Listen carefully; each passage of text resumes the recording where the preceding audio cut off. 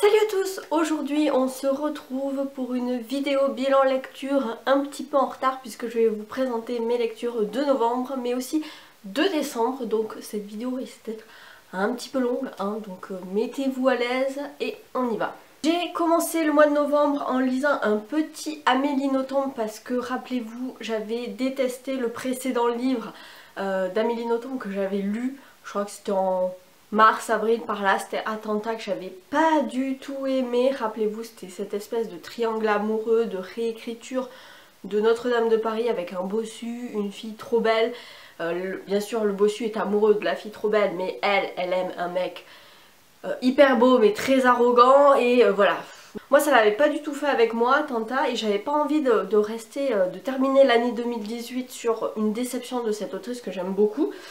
Et donc j'ai décidé de sortir de ma palle Ni d'Ève ni d'Adam aux éditions Albin Michel. Ici on va être sur de l'autofiction, on va suivre donc Amélie quand elle est jeune, voilà, elle a 20 ans, elle retourne au Japon qui est le pays de son enfance, où elle a vécu quand elle était petite, bien qu'elle soit d'origine belge. Elle retourne pour faire ses études au Japon et en fait elle va rencontrer un autre étudiant qui s'appelle Rinri et qui souhaite améliorer son français et donc elle va devenir son professeur particulier. Évidemment entre les deux, va se nouer une relation amoureuse que j'ai trouvé tellement chou et pas du tout cucul à praline. Moi vous savez je suis pas très romance, j'aime pas trop quand c'est fleurs bleues, cœur love.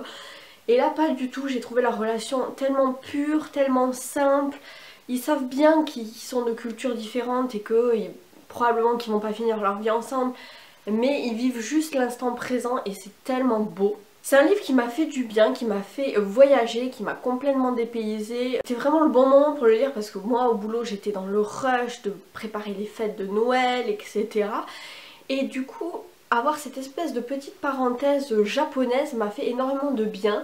Rinri va faire découvrir à Amélie sa culture, les us et coutumes du Japon, mais aussi les paysages, on va escalader le mont Fuji. Et en fait je lisais ce livre en même temps que Lemon June était au Japon et qu'elle faisait des stories tous les jours du Japon. Donc du coup j'étais complètement immergée dans cette culture qui a priori n'est pas une culture qui m'attire de prime abord. Je dois avouer que moi le Japon, les mangas, tout ça c'est pas trop mon délire. Mais j'ai beaucoup aimé ce livre. La relation amoureuse entre Rinri et Amélie est tellement belle. Et évidemment comme à chaque fois avec Amélie Nothomb il y a une espèce de fin un petit peu à la mort moelle-neu, mais en même temps c'est une fin ouverte mais c'est cool, mais voilà. Si vous avez lu Stupeur et Tremblement, c'est en fait juste avant, ça se passe juste avant dans cette espèce d'autofiction. Je pense qu'il y a de l'autobiographie quand même dedans. Rappelez-vous dans Stupeur et Tremblement on suivait Amélie lorsqu'elle découvrait le monde du travail et qu'elle rentrait dans une grande firme japonaise où c'était vraiment la descente aux enfers de la vie active. Et là c'est juste avant quand elle est étudiante. C'était un bon petit Amélie Nothomb que je vous recommande toujours, cette écriture très fraîche, très abordable, qui se lit tout seul. C'est des petits livres qui font 200-250 pages, donc voilà, entre deux pavasses je trouve qu'Amélie Nothomb ça passe toujours et j'ai pas du tout été déçue avec celui-là, bien au contraire, je vous le recommande. Je poursuis avec encore une fois une auteure que j'aime beaucoup et qui est pour moi une valeur sûre. Il s'agit d'Agatha Christie avec Le Miroir du Mort aux éditions du Masque. Ici, alors c'est pas un roman, c'est un recueil de 4 nouvelles d'Hercule Poirot, donc on va avoir Feu d'artifice, que je n'ai pas relu parce que je l'avais déjà lu en one shot. On a Le Miroir du Mort, L'invraisemblable vol et Trio à Rodez. Et j'ai trouvé que ces 3 nouvelles étaient vraiment géniales. Pourtant, je suis pas spécialement fan des nouvelles à la base parce que je trouve que c'est un format très court et qu'on n'a pas le temps de comment dire, de s'approprier l'histoire, de s'approprier les personnages et aussi donc voilà, le format nouvelle en général c'est pas quelque chose que j'aime beaucoup, mais j'ai trouvé que c'est... Alors les 3 que j'ai lus plus le Feu d'artifice que j'avais déjà lu, je trouvais que c'était des excellentes nouvelles d'Hercule Poirot qui permet vraiment de s'initier au style d'Agatha Christie et de découvrir ce personnage fabuleux qu'est Hercule Poirot. C'est une bonne introduction je pense à Agatha Christie. Les 3 nouvelles étaient cool, la 4ème aussi je me rappelle qu'elle était bien aussi. Donc voilà, si vous connaissez pas Agatha Christie et que vous avez envie de vous lancer mais que vous savez pas par quoi commencer, que vous avez peut-être peur de prendre carrément un roman en entier avec une enquête, ben, n'hésitez pas à vous tourner vers ces nouvelles-là. Elles sont vraiment cool. J'ai passé un excellent moment de lecture, toujours avec Hercule Poirot que j'aime beaucoup, donc voilà, une valeur sûre. J'ai poursuivi avec un tome 3 que j'attendais mais depuis l'année dernière et il est enfin sorti et je me suis précipitée dessus.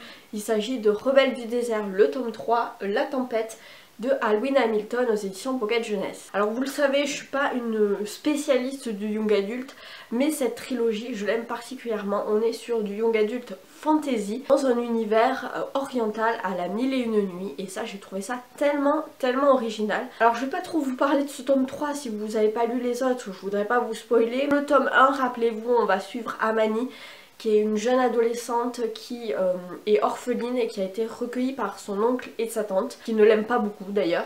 Et elle vit entassée au milieu de tout un tas de cousins et cousines. Et elle s'ennuie dans cette petite ville au fin fond du désert. Elle ne rêve que d'une chose, c'est de quitter sa ville natale. Et un jour, un étranger qui est poursuivi par l'armée du sultan va débarquer chez elle et il est blessé, elle va essayer de le soigner. Et il se trouve que ce jeune homme s'appelle Jin, qu'il est le fils du sultan et qui a rejoint en fait avec son frère, qui a créé avec son frère le prince Ahmed la rébellion. Voilà, le prince Ahmed c'est le prince rebelle qui a initié la rébellion contre le sultan son père et Jin, son jeune frère, fait partie de cette rébellion et c'est pour ça qu'il est poursuivi aussi par l'armée du sultan. Et en fait Amani va décider de rejoindre elle aussi la rébellion et il va lui arriver tout un tas d'aventures et elle va découvrir aussi quelque chose par rapport à son identité, qui est son vrai père.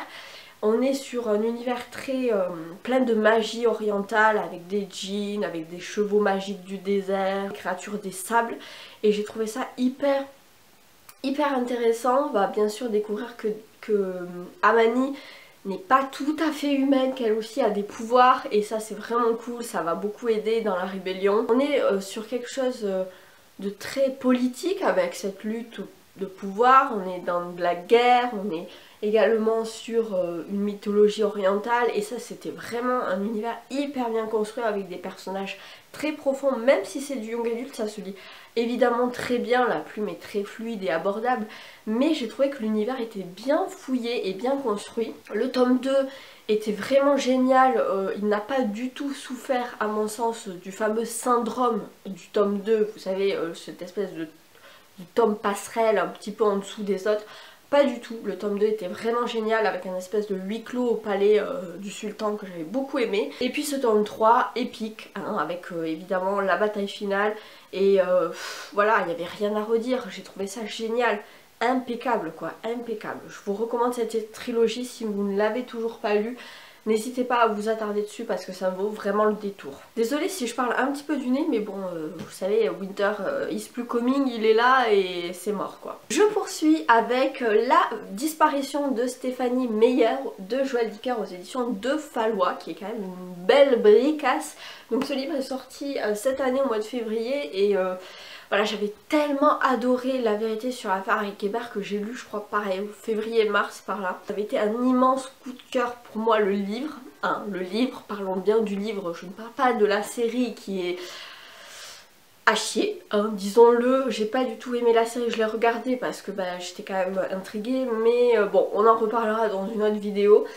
Mais voilà, pour moi le livre Eric Hébert avait été un immense coup de cœur, donc c'est vrai que Stéphanie Meyer, j'en attendais beaucoup et j'en attendais peut-être un peu trop. C'est vrai que ce livre pour moi a souffert de la comparaison d'avec Eric Hébert, ce qui est complètement injuste, je le reconnais parce que en soi ce livre là est juste génial. Donc on va suivre Jesse Rosenberg qui est capitaine de police. Ça fait 20 ans qu'il est dans la police et bien qu'il ait qu'une quarantaine d'années, il décide de quitter son poste et pour faire autre chose en fait. Voilà, il en a marre, il veut prendre sa retraite de la police et faire autre chose de sa vie.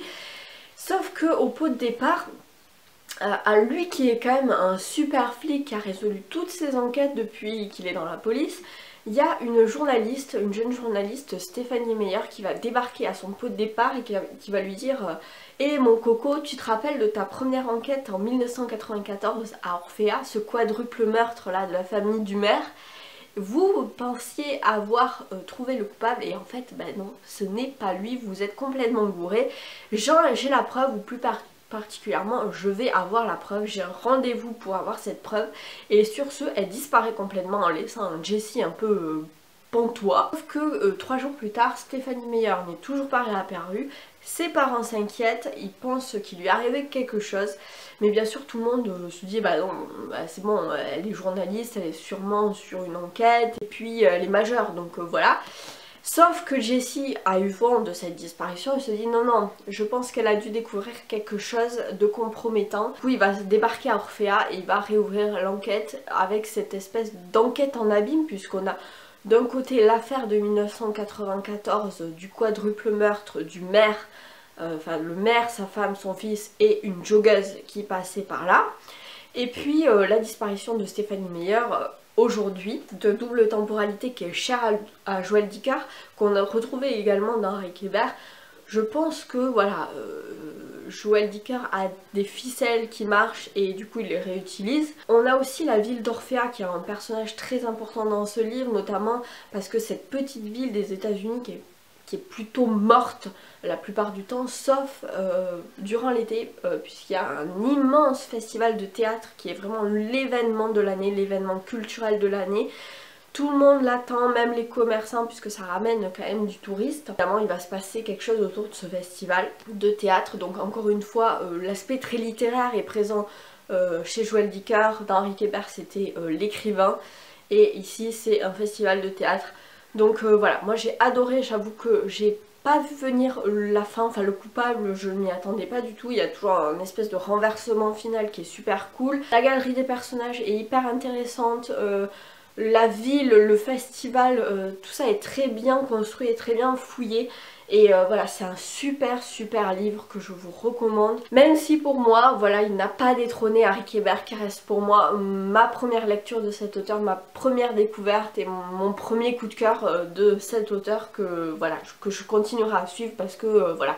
Pour moi, Joël Dicker, ça reste ma découverte de 2018, donc je vous recommande. Ensuite, j'ai lu un livre que je n'ai pas en physique, puisqu'en fait il s'agissait d'un audiobook. J'ai lu, ou plutôt j'ai écouté La coupure de Fiona Barton aux éditions Lizzie. Alors pour moi c'était une première, l'audiobook, si on compte pas bien sûr les cassettes J'aime lire de quand on était petit, hein. Et en fait j'ai trouvé, au début j'étais un petit peu déstabilisée par le fait d'écouter le livre et de pas le lire moi.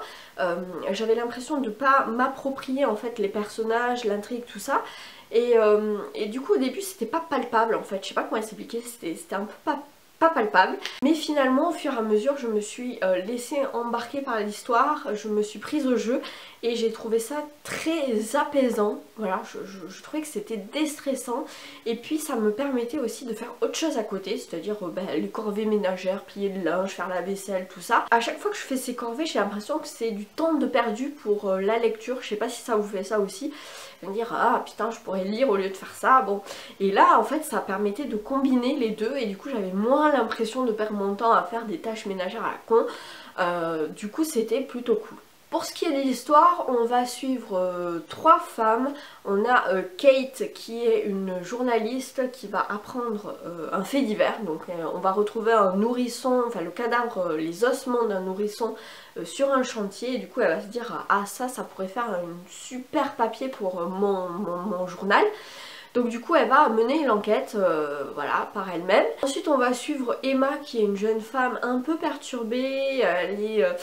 On sent qu'elle a un lourd passé, elle est mariée à un homme qui a l'âge d'être son père. Elle a une relation très conflictuelle avec sa mère Jude depuis son adolescence. Et visiblement voilà, c'est très tendu entre les deux femmes. Et puis la troisième on va suivre Angela qui est une femme qui a une blessure en elle depuis une trentaine d'années, c'est-à-dire qu'on lui a volé son bébé à la maternité et depuis elle s'est jamais remise, même si elle a fait d'autres enfants avec son mari etc. Elle a toujours ce deuil, cette blessure en elle qui n'arrive pas à cicatriser. Et donc on va suivre ces 3 femmes, évidemment leurs histoires vont se recouper, vous vous en doutez, je vais pas vous en dire plus. J'avoue que j'avais pas vu venir le twist final, j'ai été assez surprise, j'ai trouvé que c'était bien amené. Après on reste sur un roman à suspense Et c'est vrai que c'est un style que je trouve un petit peu mou du genou entre guillemets. Enfin je trouve que c'est pas assez plus les romans à suspense, il me manque quelque chose pour en faire un coup de cœur. Voilà, j'ai trouvé que c'était une bonne lecture, enfin un excellent livre. Mais j'ai pas eu de coup de cœur, j'ai pas eu le coup de cœur comme Séverine a pu l'avoir. Alors peut-être que c'est parce que c'est le roman à suspense qui est pas mon style favori dans tout ce qui est la famille thriller polar. Peut-être que c'est parce que je suis pas maman puisqu'on a quand même une relation... enfin l'amour maternel, tout ça c'est quelque chose qui est très abordé dans le livre. On est quand même sur des thématiques voilà, de deuil d'enfant, de vol d'enfant, de relations mère-fille, de viol, etc. Donc ça reste quand même des sujets assez lourds. Mais moi j'ai pas été particulièrement touchée, enfin au-delà de l'empathie naturelle, je veux dire, peut-être le fait que je sois pas mère aussi, ça m'a pas... ça n'a pas fait écho en moi, mais voilà, j'ai passé un bon moment, mais ça reste une lecture lambda, j'ai envie de dire. Et pour finir, j'ai lu très récemment, que je viens de terminer, le tome 2 de la saga de Erika Falk et Patrick Edstrom, donc Le Prédicateur de Camilla Läckberg aux éditions Babel Noir. Vous le savez, je vous l'ai dit, Camilla Läckberg c'est une auteure que j'aime beaucoup, que j'ai découvert l'année dernière puisque j'avais lu le tome 8 de cette saga. Bon, je les lisais pas dans l'ordre et je m'en foutais parce que en fait chaque livre est une enquête en lui-même. C'est juste la relation entre les personnages principaux qui évolue au fil des tomes, mais ça peut se lire en one shot, hein, tout à fait, il n'y a pas de problème. Donc j'avais lu La Faiseuse d'Ange, donc le 8e tome, puis après j'ai une collègue à moi, Valérie, qui elle les lit dans l'ordre et du coup elle me les prête. Donc là le tome de Le Prédicateur, on est encore sur du secret de famille comme on aime. Donc là on va suivre, on va découvrir le cadavre d'une jeune touriste allemande dans une brèche. Visiblement voilà, son cadavre est encore chaud, mais on va découvrir sous son cadavre des ossements plus anciens de jeunes filles qui ont disparu à la fin des années 70. On va se dire bah, c'est lié forcément. Donc on va suivre Patrick Edstrom, donc le policier récurrent, qui va mener l'enquête puisqu'en fait sa femme Erika est plutôt en retrait. Enfin on l'avait beaucoup vu dans le premier tome, moins dans ce second tome puisqu'en fait elle est enceinte jusqu'aux yeux, donc elle peut pas trop aider Patrick sur son enquête. Puis on va suivre en parallèle une famille plutôt célèbre de la région qui s'appelle donc la famille Hult, dont les deux branches se détestent cordialement. On avait le grand-père qui est mort depuis longtemps, qui était un prêtre évangéliste je pense, qu'on appelait le Prédicateur, et qui avait deux fils, donc Gabriel et Johannes, qui l'aidaient à faire ses prêches quand ils étaient jeunes. Et en fait ils avaient une relation un peu particulière avec le père. Johannes est décédé depuis, et puis il a laissé deux fils et une femme derrière lui. Et puis Gabriel est toujours là avec ses deux enfants également et sa femme.